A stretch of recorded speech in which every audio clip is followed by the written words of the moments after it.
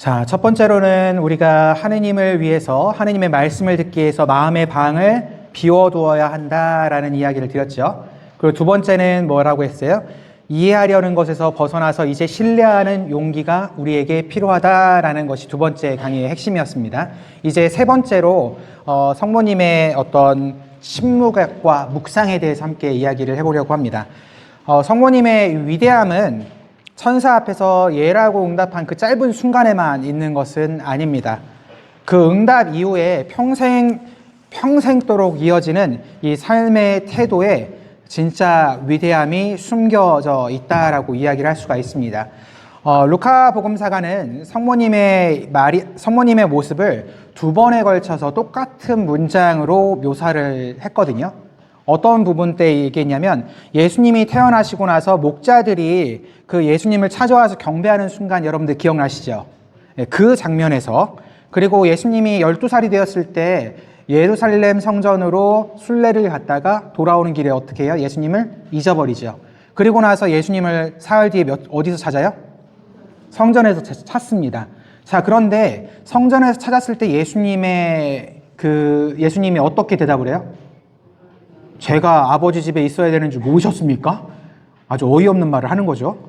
그런 말을 했을 때 성모님의 반응에 대해서 똑같은 말로 묘사를 하는데 이렇게 적고 있습니다. 마리아는 이 모든 일을 마음속에 간직하고 곰곰이 되새겼다. 자, 여러분들 여기서 잠시 멈춰서 좀 주목해 봐야 될 단어 또는 말이 있습니다. 곰곰이 되새겼다. 그리스어 그 원어 성경에는 이 말을 뭐라고 쓰냐면요, 심발레인이라고 씁니다. 심발레인이라는 말로 단어를 썼거든요. 이 단어의 뜻이 뭐냐면, 이 심이라는 말 있죠. 심이라는 단어는 앞에 합성어인데, 이 심이라는 것은 함께라는 뜻입니다. 함께. 그리고 발레인이라는 단어는 던지다, 맞추다 라는 뜻이에요. 한마디로 얘기해서 이 단어 전체를 두 개를 합쳐서 하는 게 뭐냐면 흩어져 있던 조각들을 하나로 모아 맞추어 보다라는 뜻입니다. 흩어져 있던 조각들을 함께 하나로 모아서 맞춰 본다라는 뜻을 이야기하는 게 우리말로 번역된 곰곰이 되새기다라는 뜻이에요. 마리아의 삶에 얼마나 이해할 수 없는 조각들이 많았겠습니까? 온전히 다 이해할 수 없는 조각들이 엄청나게 많았을 거예요. 처녀의 몸으로 잉태한 사건, 냄새나는 마구간에서의 출산, 난데없는 목자들의 방문, 또 사흘이나 사라졌다 나타나서 저는 제 아버지 집에 있어야 합니다 라고 엉뚱한 소리를 하는 12살의 자신의 아들.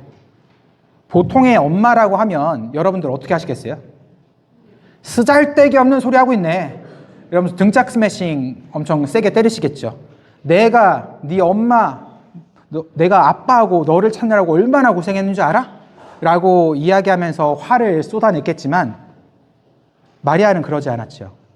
그리고 목자들이 경배를 딱 하러 왔을 때 저는 저희 형수님이 생각나더라고요. 제가 어렸을 때가 아니라 제 조카가 처음 태어났을 때 갓난 아기 있잖아요. 갓 태어난 아기 어때요? 이뻐요? 안 예뻐요. 그래서 제가 저도 모르게 형한테 이렇게 했습니다. 왜 이렇게 못생겼어? 그랬더니 한 몇 년 동안 저희 형수님이 제 조카를 화상통화 보여주면서 뭐라고 하냐면 삼촌 못생긴 준이에요 막 이 얘기를 한 몇 년 하시더라고요. 근데 엄마들은 내 자녀를 자랑하고 싶어 해요. 내 아이가 말이라도 조금 빠르게 하잖아요. 아, 언어의 천재가 우리 집안에 나타났다 막 이런 얘기를 하죠. 그죠? 걸음이 조금만 빠르면 뭐라고 해요? 이야, 대단한 운동신경을 우리 아들이 갖고 있어. 우리 아이가 갖고 있어. 막 이렇게 자랑을 하죠. 성모님은 목자들이 와서 갓 태어나는 이 아이한테 경배할 때 그거 아세요? 제 아들 메시아예요. 자랑하지 않습니다. 그저 가만히 즉각적으로 뭔가 반응할 수 있는 것을 바로 멈추어 있습니다. 대신에 이해할 수 없는 이 사건의 조각들을 이 마음이라는 이 바구니에 주워 담습니다. 그리고 침묵 속에서 하느님께 묻고 또 물으면서 그 조각들을 맞춰본 거예요. 도대체 이 사건이 뜻하는 바가 무엇입니까? 하느님, 이 일들을 통해서 저에게 말씀하시려는 것 또는 당신께서 이루시려는 것이 무엇입니까? 이것이 바로 곰곰이 되새김한다라는 것입니다. 마치 소가 여물을 계속 되새김질해서 완전히 소화시키잖아요. 그런 것과 같이 이 사건의 의미를 하느님의 시선으로 해석해내는 영적인 소화 능력이 바로 성모님께서 하셨던 곰곰이 되새겼다라는 것의 참 의미라고 이야기를 할 수가 있습니다. 자, 그런데 우리의 오늘날의 모습은 어떤가요? 우린 진짜 빨라요. 우리는 참 많은 말을 쏟아냅니다. 여기 대부분 모여 계신 우리 형제 자매님들 또는 가정에서나 또 본당에서나 직장에서나 어떤 책임이 있는 위치에 계신 분들일수록 할 말이 진짜 많아요. 그래서 저도 말이 많습니다. 이거 킥포인트였는데 안 웃겼나 보네요. 이거는 누군가 괜찮아요. 안 웃어도 돼요. 누군가 나를 서운하게 하잖아요. 그럼 바로 즉각적으로 쏘아붙여야만 직성이 풀립니다. 자녀가 조금만 내 기준에 어긋나면 잔소리가 기관총처럼 나갑니다. 본당에서 내 마음에 들지 않는 일들이 일어나잖아요. 그럼 바로 컴플레인을 시작합니다. 그러면서 시시비기를 가리는 말을 수없이 쏟아냅니다.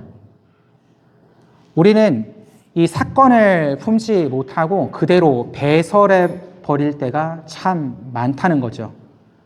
말은 배설하면 시원할지 몰라도 누군가에게는 상처가 되고 그것은 허공으로 흩어지기 마련입니다.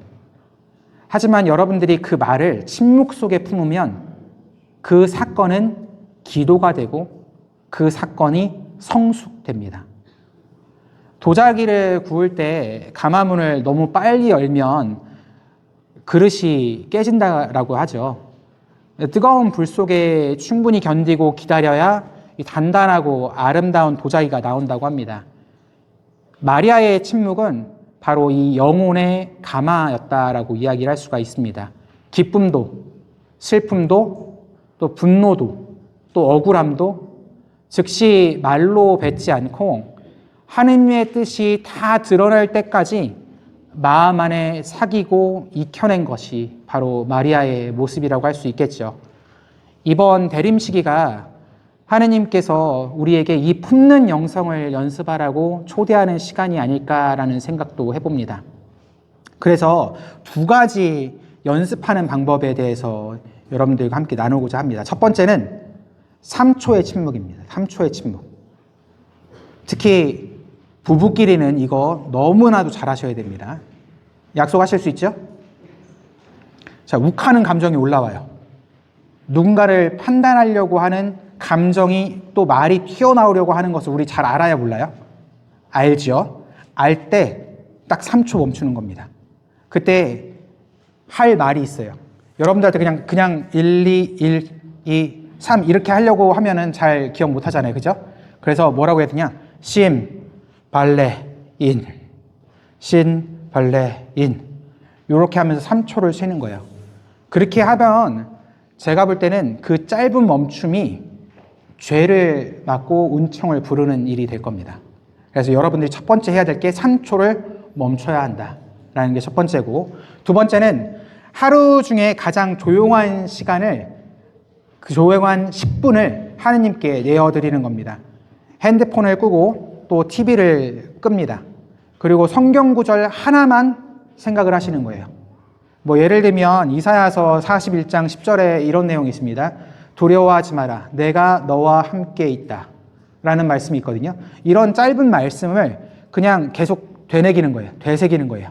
10분 동안 뭔가 이거에 뭐 연결지어서 뭐 다른 생각을 할 거고, 뭐 나는 묵상을 할 거고, 대단한 뭐 어떤 하느님께 기도를 바칠 거고, 이런 생각하지 마시고 그냥 그 말씀만 되새기는 거예요. 계속 되새기는 거예요. 다른 분심이 들어오지 못하고 그 말씀에만 집중할 수 있게 하는 것이 20분의 목표입니다. 그러다 보면 내 머릿속에 복잡하게 있었던 계획들 또는 걱정들 또는 내 삶에 일어났던 사건들 있죠. 그런 것들이 마지막 순간에 어떻게 되냐면 이 하느님 말씀과 접목이 되면서 분명히 하느님께서 나에게 무슨 말씀을 해주시는 것이었구나라고 자연적으로 여러분들에게 전달해 줄 거예요. 그래서 뭔가를 해결하려고 이 시간을 쓰는 것이 아니라 그냥 하느님께 이 10분을 내어드리겠습니다 라고 하면서 기도하는 시간으로 가지시는 것이 중요합니다. 침묵이라는 것은요, 단순하게 입을 다무는 어떤 비어있는 시간이 아니에요.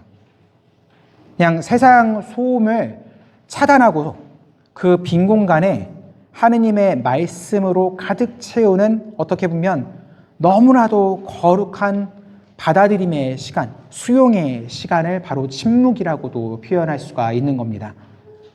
바로 성모님께서 그렇게 하셨듯이 말이죠. 그래서 이 침묵의 시간을 여러분들이 잘 가지고서 이번 대림 시기를 또 지내보셨으면 좋겠습니다. 자, 1부는 이렇게 마무리를 할 거예요. 그래서 잠깐 쉬는 시간 10분 정도 가지시고 나서 2부, 3부 또 이제 넘어가도록 해보겠습니다. 1부 마무리 기도 함께 할게요. 성부와 성자와 성령의 이름으로. 주님, 제 마음의 소란을 잠재워 주소서. 세상의 소리 대신 당신의 음성을 듣게 하시고 마리아처럼 당신의 말씀을 제 마음 깊은 곳에 간직하고 곰곰이 되새기며 그 말씀대로 살아갈 용기를 저에게 주소서. 우리 주 그리스도를 통하여 비나이다. 성부와 성자와 성령의 이름으로 아멘.